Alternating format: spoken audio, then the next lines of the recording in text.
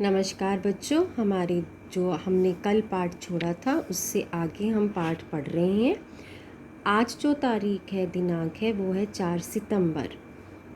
कल हमने पढ़ा था कि कैसे जो है दीनू काका बीमार रहते थे तो उनकी जो सेवा करने के लिए, जो उनकी मदद करने के लिए खाना जो है सोसाइटी के लोग बारी बारी करके उनको दे के आते थे।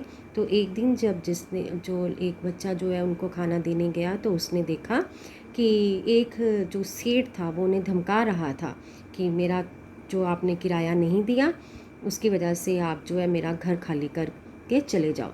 जो बच्चे थे वो उनकी मदद करना चाहते थे। आगे क्या होता है वो आज हम पढ़ने जा रहे हैं। 4 सितंबर। आज दीनू काका दोपहर के समय अपने घर के बाहर चारपाई पर लेटे हुए थे। ऋषभ और श्रुति का घर वहीं था, इसलिए भी दीनू काके के साथ होने वाली हर घटना पर नज़र रखे हुए थे। मतलब उन पर नज़र रखी जा रही थी।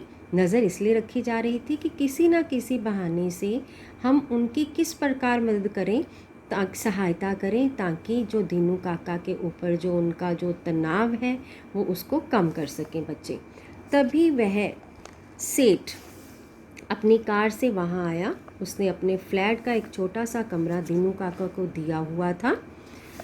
उसी छोटे से कमरे में दीनू काका रहते थे और उसके घर की देखभाल भी करते थे। वह सेठ आते ही उन पर गुस्से से चिल्लाने लगा। ऋषभ ने जल्दी से हम सबको बुला लिया। सेठ के साथ 2 आदमी भी आए हुए थे। उन्होंने दीनू काका का सामान घर से बाहर निकालना शुरू कर दिया। मैं तुरंत हमारे सोसाइटी के प्रधान बंसल अंकल को बुलाने चल दिया। अंकल पहले मना करते रहे, फिर मुश्किल से वहाँ चलने को राज़ी हुए। अंकल ने उस सेठ से बात की तो वे उसी गुस्से से बोले, जनाब मुझे पैसे से मतलब है, मुझे नहीं पता कि कहाँ जाएंगे। आप भी बच्चों की बातों में आ गए। चलो बच्चों जाओ यहाँ से। तो इस गद्यांश में ये बताया जा रहा है कि दीनू काका जब दोपहर के समय अपने घर की चारपाई पर पूरा काम अपना निपटा कर लेटे हुए थे तो ऋषभ और श्रुति का घर उनके जो फ्लैट जिसमें वो रह रहे थे किराए पर उसके सामने ही था। वो पूरी नज़र रखे हुए थे ताकि किसी भी तरीके से वो उनकी दीनू काका की मदद कर सके।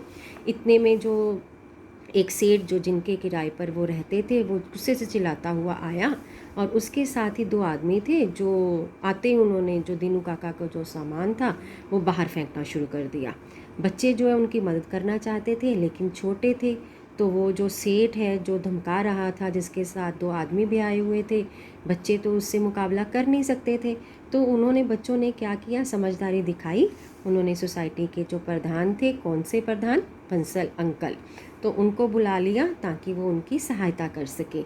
लेकिन जो बच्चे थे, बच्चों की बात जो है वो उन्होंने मानी नहीं। लेकिन बाद में जब बच्चों ने प्रार्थना की, निवेदन किया, तो वो उनके साथ चलने के लिए तैयार हो गए। तो जब अंकल ने उस सेठ से बात की तो लेकिन वो जो गुस्से में बोला कि मुझे तो सिर्फ अपना पैसा चाहिए। कौन सा पैसा? जो किराया जो दीनू काका दे नहीं पा रहे थे।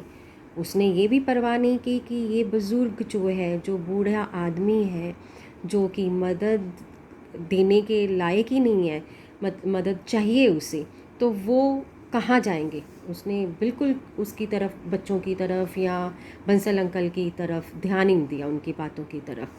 तो ऋषभ ने क्या किया, ऋषभ ने हिम्मत दिखाई और बोला, अंकल आपका कितना किराया है? क्यों, क्या तुम दोगे? घुर्राते हुए सेठ ने कहा।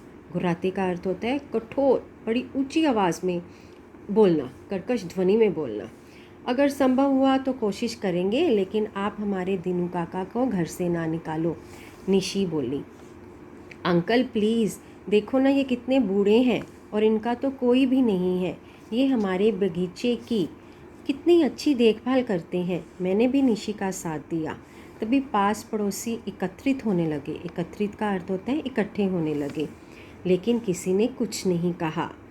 तो यहाँ पर बच्चे जो हैं वो हिम्मत दिखा रहे थे। वो किसी भी तरीके से दीनू काका की मदद करना चाहते थे क्योंकि वो उनसे बहुत प्यार करते थे। दीनू काका भी उनसे बहुत प्यार करते थे, लेकिन वो सेठ जो है वो मानने को तैयार ही नहीं था।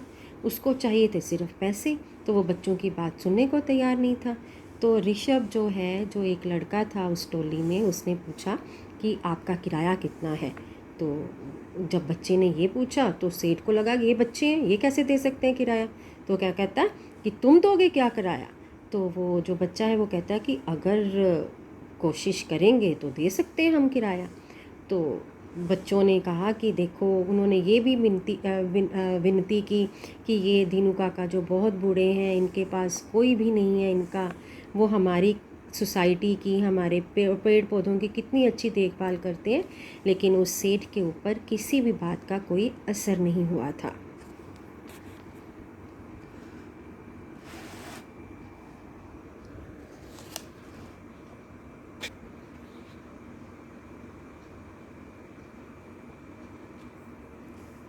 हमारी टीम के सदस्यों को संभव ने एक तरफ बुलाया और एक प्रस्ताव रखा। प्रस्ताव का अर्थ होता है सुझाव रखना। ये प्रस्ताव सभी को पसंद आया। हम उस सेठ की तरफ दोबारा मुड़े और इस बार महेश ने उनसे पूछा, अंकल 2 महीने का कितना किराया है। तो इसमें जो बच्चे थे वो सलाह मशवरा करने लगे कि ताकि जो है दीनू काका की किसी भी तरह से मदद कर सके। तो सेठ आंखें दिखाते हुए बोला, 3,000। सुना, पूरे 3,000। अच्छा 3,000। आप 10 मिनट रुकना, आप अपने आदमियों से कह दो कि वे अभी सामान ना निकालें। कौन सा सामान? जो उसके सेठ के आदमी जो है वो दीनू काका का सामान जो है फ्लैट से बाहर फेंक रहे थे। हम अभी आते हैं। और हमारी टोली के सदस्य अपने अपने घर की तरफ चल दिए। सभी बच्चे भाग कर गए और अपनी अपनी जेब खर्ची जो निजी खर्च था, जो पॉकेट मनी जिसको हम इंग्लिश में बोलते हैं, जो आप बच्चों को भी मिलती होगी, तो वो जो जमा की हुई थी वो बच्चे जो है वो लेकर वापस किसके पास आ गए? दीनू काका के पास, कि जेब खर्ची लेकर वापस वहाँ आ गए। ऋषभ ने सबके पैसे गिनने शुरू किए। कुल मिलाकर 2700 रुपये हुए थे। ऋषभ ने सेठ के आगे रुपए बढ़ाते हुए कहा, अंकल हम आपसे हाथ जोड़कर प्रार्थना करते हैं। प्रार्थना मतलब विनती करते हैं, हमारे दीनू काका को मत निकालो। और कहते हुए वह फूट फूट कर रो पड़ा। हम सभी भी विह्वल हो गए थे, भाव से भरे हुए, क्योंकि सब जो है भावुक हो गए थे उस समय, क्योंकि ऋषभ जो है वो पैसे दे रहा था। उन्होंने बच्चों ने जेब खर्ची अपनी निकाली, लेकिन फिर भी 3,000 रुपये जो है पूरे नहीं हुए। तो बच्चे डर गए कि इतने पैसे जो है 2700 रुपये हुए हैं सिर्फ, तो ये दीनू काका को सेठ निकाल देगा। तो उन्होंने सेठ को जो है मिन्नतें की, प्रार्थना की कि सेठ दीनू काका को मत निकालो। तो ये सारा जो घटना घटी, तो इससे सब आसपास के जो लोग इकट्ठे हुए थे वो भावुक हो गए। सेठ ने रुपए हाथ में लिए और कभी हमें तो कभी दीनू काका को देखने लगा। बंसल अंकल ने कहा, भाई साहब बच्चे दीनू काका से बहुत प्यार करते हैं, कृपया इनकी बात मान लीजिए, मैं आपको बाकी के पैसे देता हूँ। कहकर अंकल ने बाकी पैसे सेठ के सामने बढ़ा दिए। मतलब 2700 रुपये जो है वो जेब खर्ची जो है निकली बच्चों की, और उसमें जो 300 रुपये जो उनके कम हुए तो वो किसने दिए? बंसल अंकल ने कहा उस सेठ से कि आप मेरे से ले लो, लेकिन बच्चों की बात मान लो, दीनू काका को मत निकालो। अरे भाई, तुम लोगों ने तो मुझे शर्मिंदा कर दिया। शर्मिंदा अर्थात लज्जित कर देना। मैं इतना भी बुरा नहीं हूँ। इन बच्चों के प्यार को देखकर सचमुच मैं गदगद हो गया। गदगद मतलब बहुत खुश होना। अब मैं ये पैसे नहीं लूँगा, मैं आज के बाद कभी पैसे लेने भी नहीं आऊँगा। दीनू काका, आज से तुम्हारा ये बेटा तुम्हारा ध्यान रखेगा। और यह कहकर सेठ ने दीनू काका के पैर छुए। वहाँ खड़े सभी लोग तालियां बजाने लगे। दीनू काका अपनी आंखों में खुशी के आंसू लिए सबको आशीर्वाद देने लगे। आज हमने दीनू काका को हमेशा के लिए पा लिया था। इस पूरे गद्यांश में जो घटना घटी कि बच्चों ने मिन्नतें की, प्रार्थना की कि उस सेठ से कि दीनू काका को उस सोसाइटी से ना निकाला जाए, तो बच्चों की ये भावना देखकर वो जो सेठ है बहुत शर्मिंदा हो गया। उसको अपने किए गए कार्य पर लज्जा आई, तो उसने कह दिया कि मैं आज से दीनू काका का बेटा हूँ, और इस फ्लैट से जो जिसमें दीनू काका किराए पर रह रहे थे वो आगे से उनका किराया भी नहीं लेगा, और सदा के लिए जो दीनू काका हैं उसी फ्लैट में रहेंगे।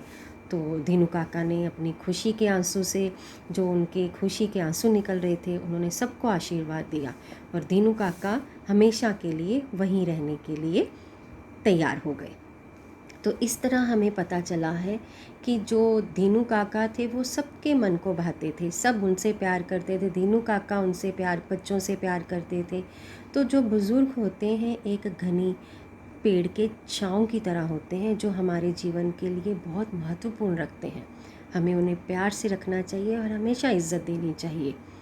तो बच्चों, ये हमारा जो पाठ है वो अब समाप्त हो चुका है। जो कठिन शब्द हैं हम दोनों वीडियो के इकट्ठे एक ही बार में लिखेंगे और इसकी कार्यपत्रिका जो आपको भेज दी जाएगी, आप बड़े अच्छे से उसको करना। धन्यवाद।